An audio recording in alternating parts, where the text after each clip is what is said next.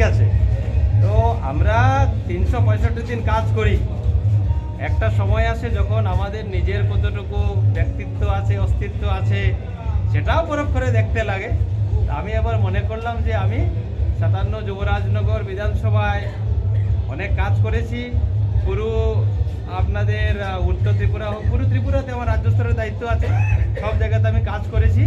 এবার আমার মনে হলো যে না, আমি আদৌ যে কাজ করেছি মানুষের কাছে কি তা পৌঁছেছে, মানুষের কি মনে আছে, না আমি নিজেই নিজেকে শুধু বলছি। সেটা কখনো কখনো নিজেকে একটু পরখ করে দেখতে হয়, সেজন্য আমি ইন্ডিপেন্ডেন্ট খাড়া হচ্ছি। আর কিছুক্ষণ আগে একজন দাদা আমাকে বলছিলেন, তো আপনি তো খুব মোদি ভক্ত, দেখে আপনাকে মনে যায়, বললো আছি, এখনও আছি।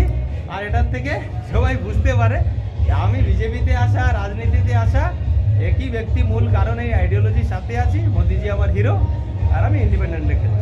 ঠিক আছে। কোন বিধানসভা থেকে? বিধানসভা কেন্দ্র থেকে আপনি আমি 57 যুবরাজনগর।